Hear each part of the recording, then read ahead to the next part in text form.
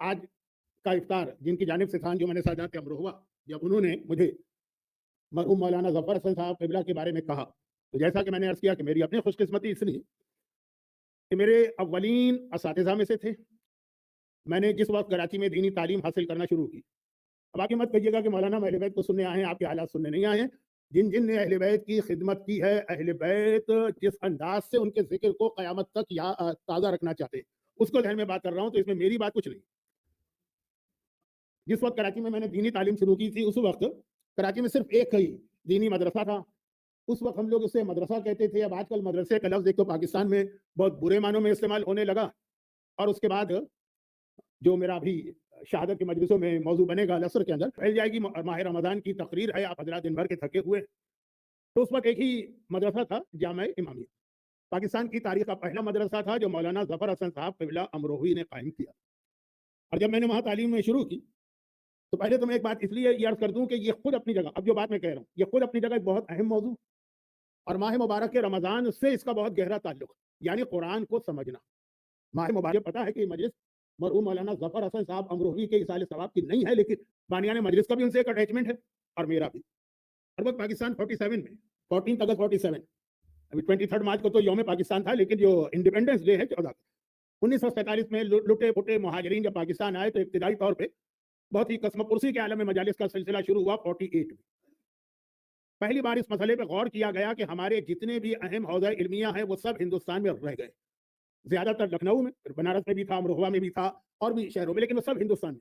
پاکستان بن گیا ایک ملک، اس کو بھی ضرورت پڑے گی علماء کی، چنانچہ یہاں پہ مدرسہ قائم کیا جائے۔ اس وقت پاکستان میں جو علماء تھے، ان میں سینئر موسٹ علماء میں میرے یہ استاد مرحوم مولانا ظفر حسن صاحب شامل ہیں۔ کراچی میں جو لوگ رضویہ سوسائٹی میں رہتے ہیں، ایک چہرہ تو مجھے نظر آ رہا ہے رضویہ والا، اور بھی ہوں گے۔ میں اس حوالے سے ایک معذرت کر لوں کہ ڈائبٹک پیشنٹ ہونے کی بنا پہ آئی سائٹ بہت ویک ہے، مجھے لوگ نظر نہیں آتے، خاص طور پہ پارکنگ کے اندھیرے میں۔ اگر کسی نے سلام بھی کیا ہو تو میں نے کہ پتہ نہیں انگریزی کا ایک لفظ ہے، مجھے اس کا مطلب نہیں پتا، میں نے کوئی ایٹیٹیوڈ نہیں دکھایا، میں نے اس کو دیکھا ہی نہیں۔ خیر، تو واپس بات آ جائے کہ رضویہ سوسائٹی میں قصر مسیب ایک بہت مشہور جگہ ہے، جہاں پہ ایام یزا کا آخری اشرا شروع ہوا تھا اور اب تک ہو رہا، اور انشاءاللہ تا قیام قیامت یا تا ظہور امام وہ سلسلہ جاری رہے گا۔ وہ کراچی کا سب سے بڑا اشرا ہوتا ہے آخری 10 دن، جس کا اختتام پھر عید الزہرا کی محفل میں ہوتا، اور اس وقت خطابت کے اعتبار سے بہت ایک عظیم نام تھا۔ میں العصر میں جو مجلسیں پڑھتا رہتا ہوں، اس میں اپنے ان بزرگ علماء کے نام بھی لیتا ہوں، تاکہ جو ہمارے بچے تو بچے جوانوں کو بھی یہ نام یاد نہیں، تھوڑا بہت ان کا جو حق ہے وہ ادا ہو۔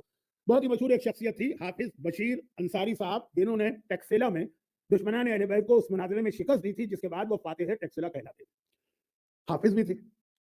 ہندوستان سے تعلق رکھنے والوں کے لیے جملہ کہہ رہا ہوں، بشرطے کہ آپ ہندوستان کے لوگ بھی سمجھیں۔ ایک مذاق والا شہر ہندوستان میں تھا شکارپور، وہاں کے یہ دو عالم واقعاً ہندوستان اور پاکستان کی تاریخ میں عظیم مقام رکھتے ہیں، حافظ کفایت حسین صاحب اور حافظ بشیر صاحب۔ وہ اشرا پڑھتے تھے، مجلس کے بعد ڈسکشن ہوتا تھا کہ اب آپ یہاں اس نئے ملک میں ہم لوگ نئے سرے سے سارے کام کر رہے ہیں، تو ہمیں حوزہ علمیہ بھی بنانا ہوگا۔ بات تو بہت ٹھیک تھی، لیکن ایسی شخصیت چاہیے کہ جس کی ریپوٹیشن بھی ہو، احترام بھی ہو، اس کے علم کو بھی لوگ مانتے ہوں، اور عوام میں اس کی خطابت کا بھی شہرہ ہو۔ تو لے دے کے نگاہ پڑ رہی تھی کراچی میں قبلہ مولانا ظفر حسن صاحب امروہی استاد محترم، ان سے اپروچ کیا گیا، اچھا قصر مسیب سے ان کا گھر کتنا دور؟ اتنا ہی ہے جتنا یہاں سے میرا گھر، لیکن نہیں، میں اپنا گھر تو کسی کو بتاتا ہی نہیں ہوں، تو کہیں غلط فہمی نہ ہو جائے، جیسے یہاں سے ٹرین اسٹیشن، اس سے بھی کم۔ مجلس کے بعد یہ لوگ پہنچے، اچھا مولانا کی عمر اس وقت بھی تقریباً 60 سال تھی۔ جیسے ہی انہوں نے سنا کہ مدرسہ بنانا یعنی حوزہ بنانا، تو اس کا مطلب یہ ہے کہ پاکستان کے قوانین میں یہاں بھی ہوگا۔ کہ اس طرح نہیں تھا کہ جیسے ایران عراق میں تھا، جس کا دل چاہے کہ ایک مدرسہ بنا لے، بلکہ ایک ٹرسٹ بنانا پڑتا تھا یا ایک آرگنائزیشن بنانا پڑتی تھی، گورنمنٹ سے رجسٹر کرانا پڑتا تھا اس کو قانونی اعتبار سے، اور رجسٹریشن کا مطلب یہ کہ اس میں پریزیڈنٹ ہوگا اور سیکریٹری ہوگا۔ 48 کی بات کر رہا ہوں، 2024 کی نہیں۔ تو مولانا نے فوراً کانوں پکڑا، 60 سال کی ان کی عمر تھی، تجربہ تھا، کہنے لگے بھائی جہاں کوئی جھگڑا نہ ہوتا وہاں پہ انجمن بنا کے عہدے رکھ لو، یہ پریزیڈنٹ یا سیکریٹری نہ ہونے والی جگہ پہ بھی جھگڑا شروع ہو جائے گا۔ میں اس وقت عمر کے اس مرحلے میں ہوں کہ اس جھگڑوں میں نہیں پڑنا چاہتا۔ ساری باتیں کو سمجھائی گئی، لیکن انہوں نے کہا کہ اس وقت یہ فتنہ و فساد بن جاتا ہے انجمنی، پریزیڈنٹ سیکریٹری الیکشن نیا پرانا، اس کی ٹانگ کھینچو، اس کو کام کرنے سے روکو، اس کو کام کرنے دو، جو کچھ بھی ہے وہ تو بیان کرنے کی ضرورت نہیں۔ آخر یہ طے پایا کہ قرآن کا استخارہ دیکھا جائے۔ اب بات ہو رہی ہے قرآن کا استخارہ دیکھا جائے۔ تو حافظ بشیر صاحب قبلہ تو خود حافظ تھے، بہت بڑی شخصیت تھی ممبر کی، آج کے بچے تو بچے جوان بھی ان کا نام بھی نہیں سنا ہے، مجلس سے چھوڑی، لیکن واقعاً علم کا ایک بہتا ہوا سمندر ہوتا تھا ممبر پر۔ آخر کہا کہ قرآن، حافظ بشیر صاحب نے کہا آپ ہی استخارہ دیکھیے، کیونکہ آپ کا مسئلہ ہے نا، آپ منع کر رہے ہیں، استخارہ دیکھا گیا۔ اب دیکھیں کبھی استخارے کی آیت کتنا کلک کرتی ہے. جس وقت میرے استاد محترم نے استخارہ دیکھا اور قرآن کھولا تو کیا آیت لکھی. اب وہ 60 سال سے زیادہ کی عمر ہے, یعنی کم از کم 40 سال تو ان کو دین کی خدمت کرتے ہوئے ہو چکے. آیت سورہ مائدہ کی آئی, یا ایھا الرسول بلغ ما انزل الیک وان لم تفعل فما بلغت رسالتہ. اے رسول اگر تو نے یہ کام نہ کیا تو گویا رسالت کا کوئی کام انجام نہیں دیا, وہ سب ضائع ہو جائے گا. اب دیکھیں اتنی برمحل آیت ہے کہ حافظ بشیر صاحب نے تو فوراً, اب یہ لفظ ممبر پہ اچھا نہیں ہے, پکڑ لی. آپ کی ساری زندگی کی دینی خدمات فما بلغت رسالتہ, تب وہ مرحوم مولانا تیار ہوئے. اور اس کے بعد پاکستان کا یا کم از کم کراچی کی حد تک یہ پہلا حوزہ علمیہ قائم ہوا جس میں بہت سارے علماء نے دینی تعلیم حاصل کی. میں بھی اس میں سے ایک ہوں, اور جس وقت میں اس میں داخل ہوا اس وقت علامہ طالب جوہری اس کے پرنسپل تھے. لیکن اب یہاں سے میری بات ہوگی, اس کو چھوڑ دیتا ہوں.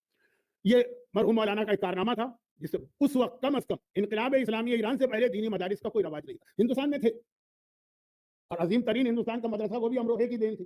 سرکار نجم الملت علی اللہ مقامہ جیسی عظیم شخصیت یقیناً لکھنؤ میں زندگی گزری, لیکن اٹھ کے تو امروہے سے گئے اور ایسا مدرسہ قائم کیا کہ ذاتی طور پر میں بھی جانتا ہوں, اور حافظ بشیر صاحب نے تو خود مجھے بتایا کہ میرے کلاس فیلو تھے اس مدرسے کے ناظمیہ میں. ایران اور عراق کے مجتہد جو مجتہد بن چکے تھے وہ یہاں مدرسۃ الواعظین میں پڑھنے کے لیے آتے تھے, کیونکہ اس کا پڑھانے کا اور سمجھانے تبلیغ کا طریقہ ہی کچھ اور تھا. لیکن میں کہیں سے کہیں جا رہا ہوں. تو بہرحال خلاصہ یہ ہے کہ مدرسہ قائم ہوا, مولانا کی پھر خدمات ہیں. یہاں رک کر ایک جملہ میں جو اصل میں نے ایک جملہ شروع میں کہا قرآن سمجھنا. شہید دست غیب شیرازی, کیونکہ آج کل یہ رواج بہت بڑھ گیا ہے کہ کوئی مسئلہ پیش آئے گوگل میں جاؤ اور اس کے